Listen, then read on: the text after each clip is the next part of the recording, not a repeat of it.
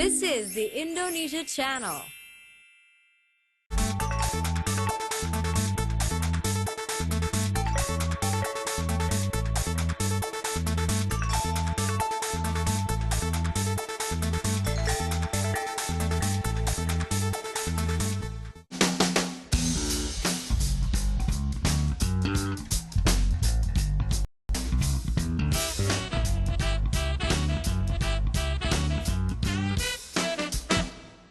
Hello and welcome to Hot Indonesia, the weekly forum for consenting adults. I'm Dalton Tanonaka in Jakarta.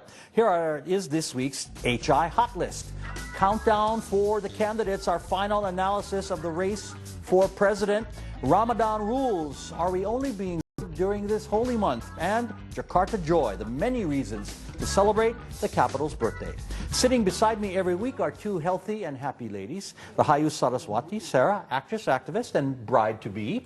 Yay! And Yeni Wahid, director of the Wahid Institute, daughter of the fourth president of Indonesia, and busy mom. Very busy. Busier than ever. Okay, thanks for being here. Hot topic number one, candidate countdown. In just a few days, we will vote for a new president. The choices are a former Special Forces general and the Jakarta governor. The latest independent survey says the race between Prabowo Subianto and Joko Widodo is too close to call, meaning every vote will count. Now, no matter which side you're on, I think this campaign felt a lot more emotional than the one 5 years ago. Is it the situation or is it the candidates? I think both, but what do you think? I'll give you first. I think it's the candidates. I mean, they've got these abilities, I suppose, to polarize the masses. I mean, when you talk to both camps, you know, because I'm neutral.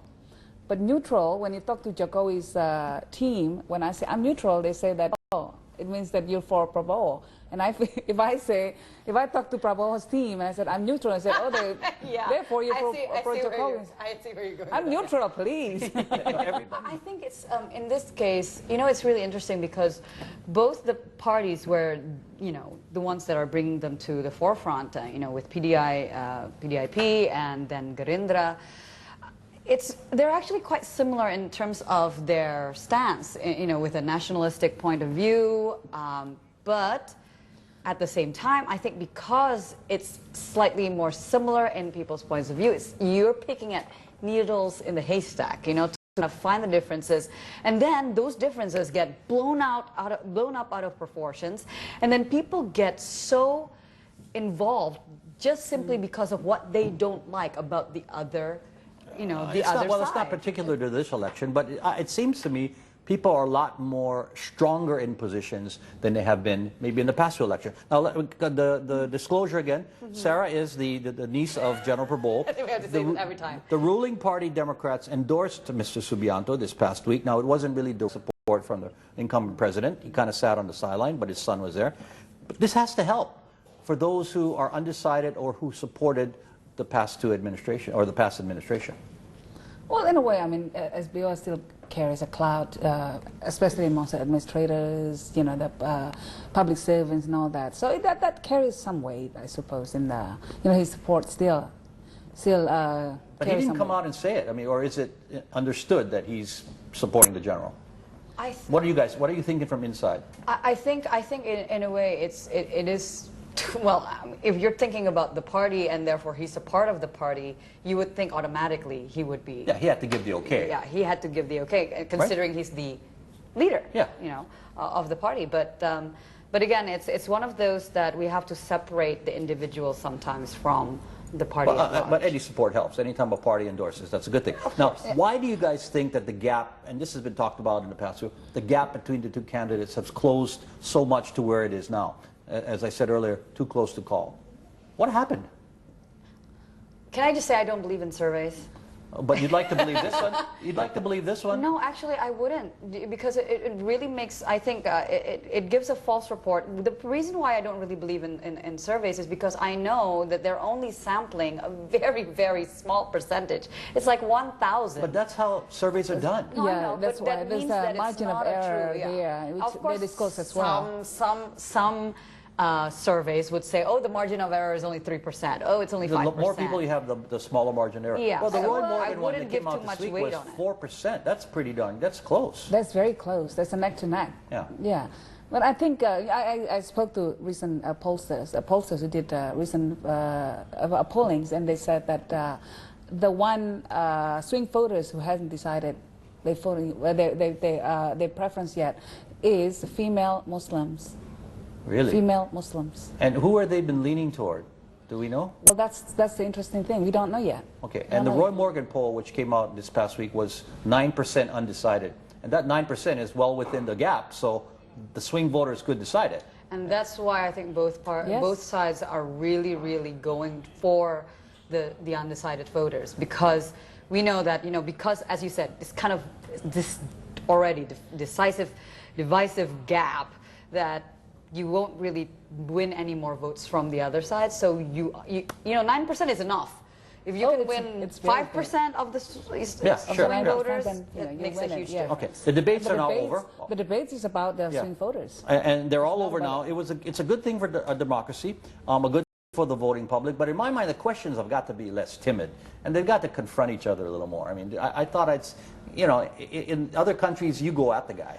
Yes. And not around the bush. Well, I suppose it's also, the supporters are very rowdy. If I were the moderators, and if I were the ones asking questions, tough questions to the candidates, and seeing how the supporters behaving like that, I would really feel too scared to go home. But the thing is, I think that the moderators here aren't doing the way that other moderators in other countries have done it. Well, they're not news people. They're not news people. No, it's true, but it's not even that. I think they would like to, but I think they are told not to. That it is about the two candidates. It's about harmony. and then. No, I don't think any of the two really want to go at the other one because they know it might boomerang. You mean the candidate asking the candidate? Yes, exactly. And you don't want to seem too harsh. You don't want to seem too. Because then you're like, oh, you're such a bully, Okay. Yes. Okay. It's the culture. It's the Indonesian culture. The Japanese culture. Yes. How different? And we talked about this earlier. How different will our worlds be, no matter if either side wins this Thursday morning? I say not much. I say the world the sun will rise, the traffic will still be there. Oh, absolutely, absolutely. But the world will go on. If Sarah's uncle becomes the president, since there's no figure of first lady yet at the moment, she probably will have to step in. Do some function. That's a good point. And I have just one message for you if it happens. Okay, lay off the Instagram. Don't listen to those social media. No, it's because she's talking about. We know who she's talking about. Yeah. Okay, but that's a good point. She has to stand in for first lady, and maybe it's Miss Sarah. We'll see. That's what I've been saying, people. You know what? Don't worry about not having a first lady. We've got a female member of Parliament. Yes, all right. Okay. Hot Indo will continue shortly. The rules of Ramadan, shouldn't they be year-round?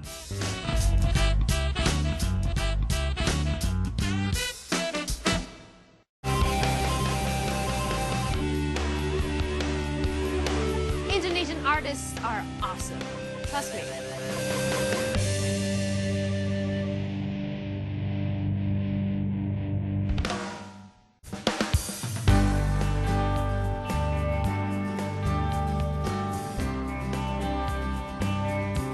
I'm Caitlin Turner, and welcome to Yoga Bliss. Exhale, reach down to triangle.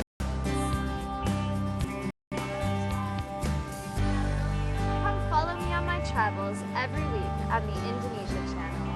Namaste.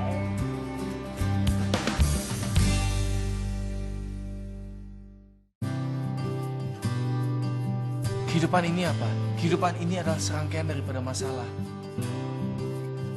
Kamu pasti meragukan cinta Rama. Bilang sama saya, kamu itu sebenarnya ada janji penting apa? Anak kita sudah mati. Toh kita nggak tahu kuburan di mana.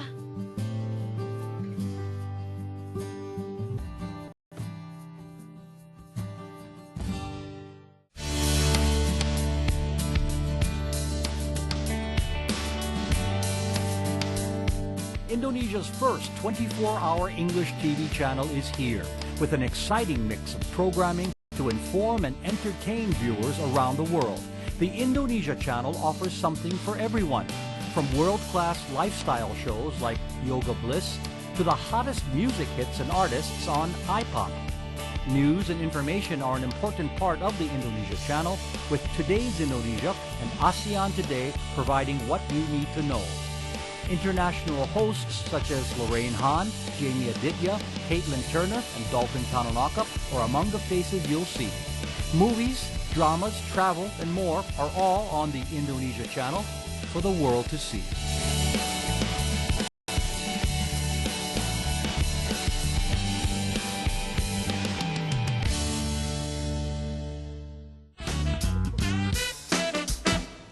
You're watching the new Hot Indonesia with me, Sarah and Yenny. Here's hot topic number 2. Ramadan rules. Islam's holy month is when Muslims fast from dawn until sunset and refrain from behaviors such as smoking and sexual relations. Some also stop swearing, listening to music, and even procrastinating. Noble spiritual goal, but why stop after a month? I mean, obviously this should extend all year round. The values, yeah, absolutely. But, you know, the act of refraining from eating from dawn to sunset, you know, it's hard to do it a whole year, I suppose. No, I'm not saying fasting, but I'm talking about the purpose of it, which is to kind of redirect your thoughts and the emphasis on earthly matters and put value on the spiritual, right? I mean, even in 1 month, not many people actually doing it. Oh my gosh. It's hard enough for some people to do it. So, you know, it's... Is that contemporary Islam in Indonesia, or is that Yenny's? No, it's the idea. The ideals, of course, is to refrain from all those, you know, all bad behaviors. But in reality, you know, people still cannot be away too much from their own, you know, primal instincts sometimes. But yeah, I mean, if you can't do it for a month, you're not do it for an extended period. I mean, fasting is hard. Fasting in itself is not easy, and every religion does it in some form. Yes, I mean, I don't do it the same way that the Muslims do it during their Ramadan season, Ramadan month. But the way I do it in the beginning of every year, I have my fasting, which is 3 weeks of no eating carbs, nor beef. It's like that. No beef. No linguine with beef, clams like today. So only fish and fruits and vegetables. Okay. So that's called the Daniel fast. That's like for 3 weeks. That's not spiritual. It's for diet, right? Yeah, no. It's spiritual. Really? It's because in Christianity That's pretty we have specific. In Christianity we have different fasting. Actually, one of the things that, you know, Islam's actually put a lot of emphasis on is on halal food, but not just halal. Halal means that, you know, there's no pork and all that, but the source of the money that is used to buy the food has to come from a halal source. Wow. So this, if it can be implemented, I mean, it would have such a transformative effect on the society. You know, people will be refrained from doing corruptions or stealing. But not and all many people think that deeply, you know, to follow the money. idea. I mean, that's pretty deep.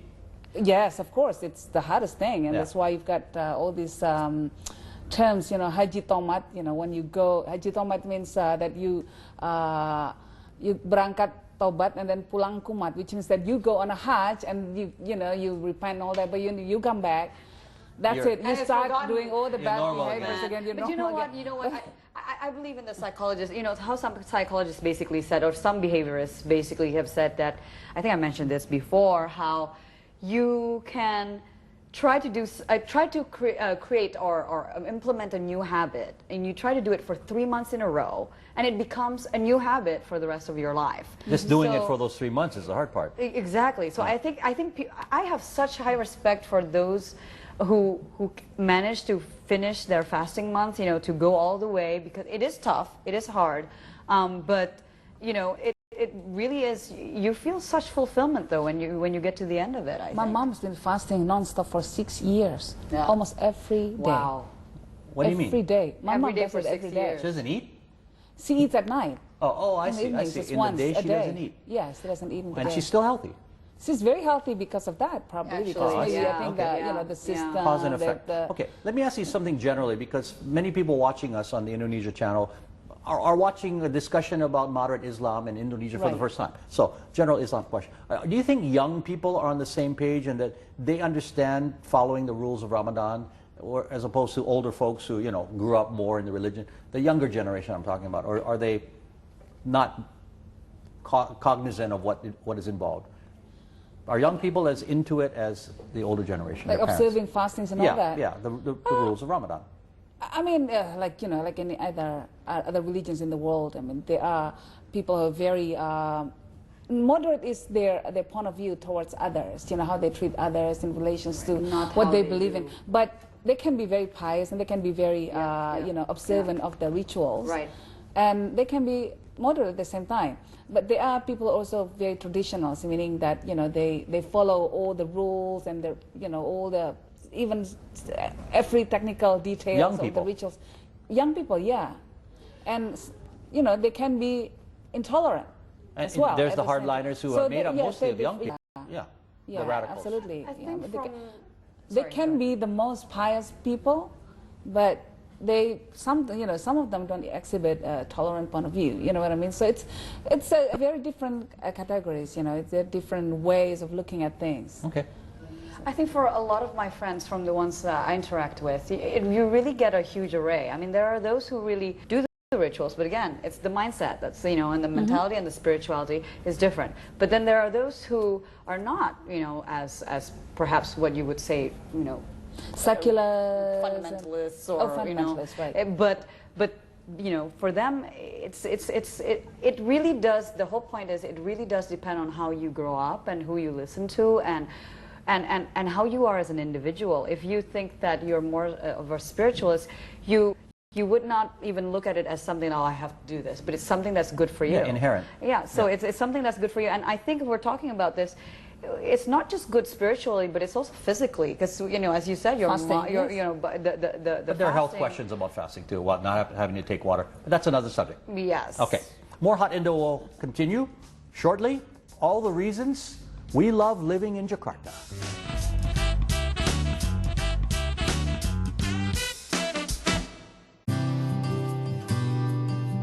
Kehidupan ini apa? Kehidupan ini adalah serangkaian daripada masalah. Kamu pasti meragukan cinta Rama. Bilang sama saya, kamu itu sebenarnya ada janji penting apa? Anak itu sudah mati. Toh kita nggak tahu kuburan di mana.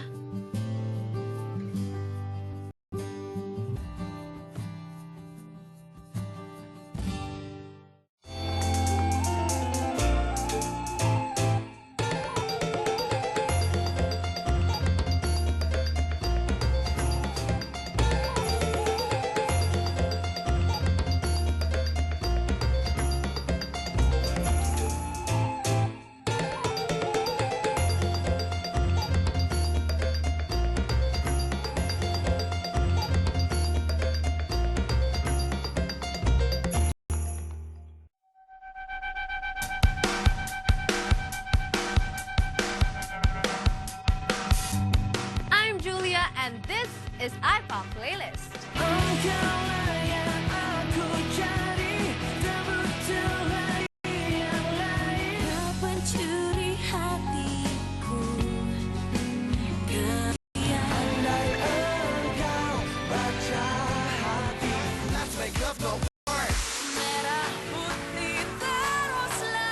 It's an hour a day of the hottest music from the best Indonesian artists.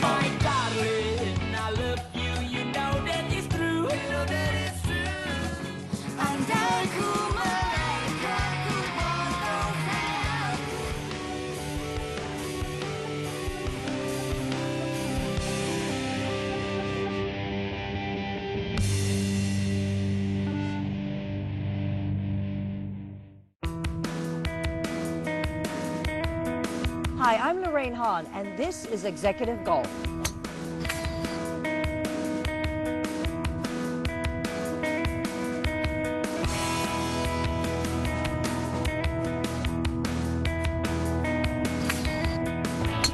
Good shot. It's going in. Oh! Executive Golf, only on the Indonesia Channel.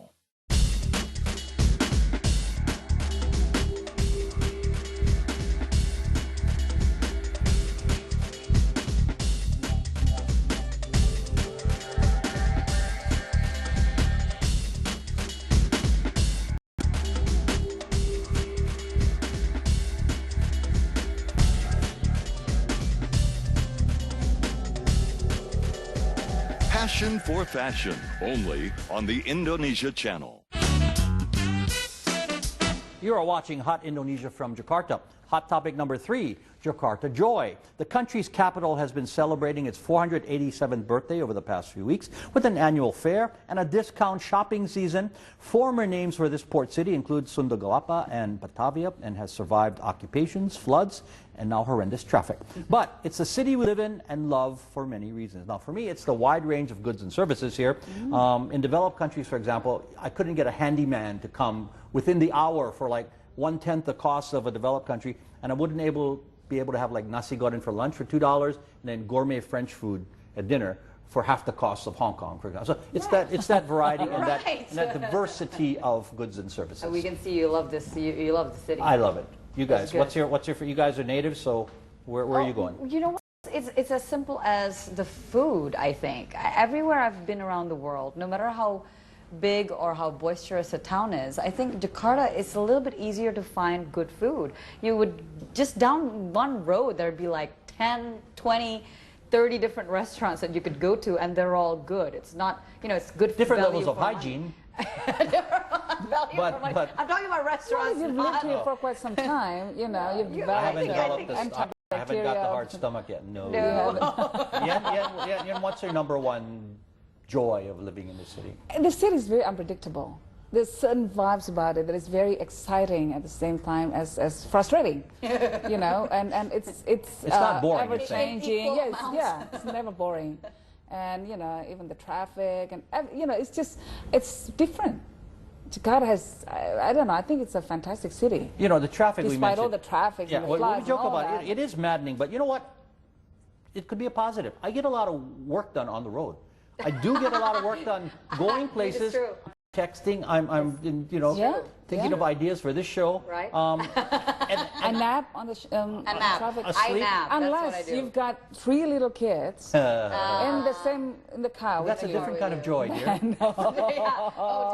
Count your blessings. Count your blessings. All you need is some almonds to hand it to them, and they'll be all right. Why are they called bundle of joys? No, they're not joyful at all.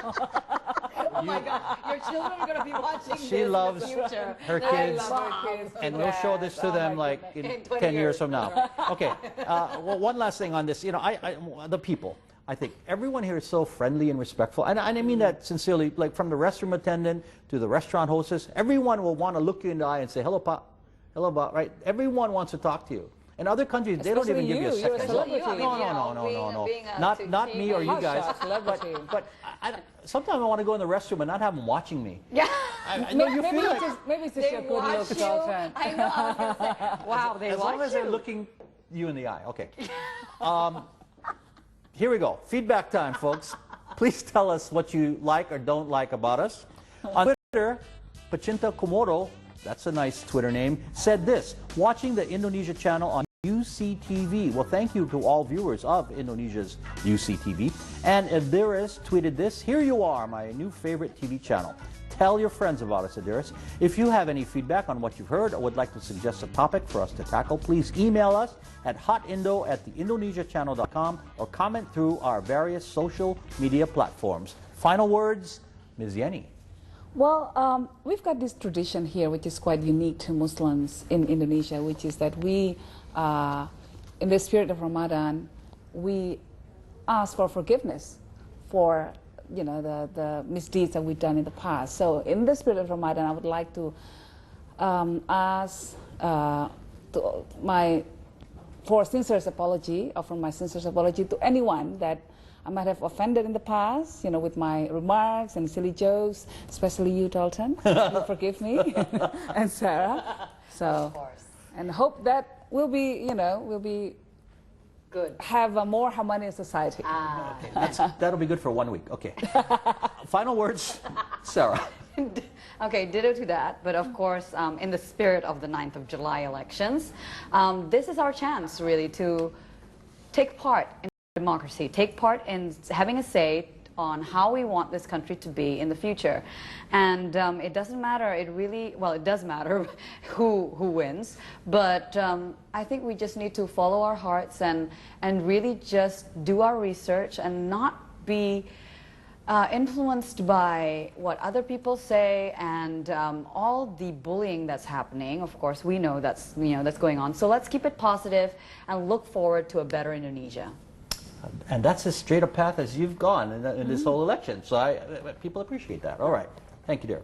And my final words along the same lines, you know, no matter who's elected on Wednesday, remember one thing. We will all still be colleagues, neighbors, and friends.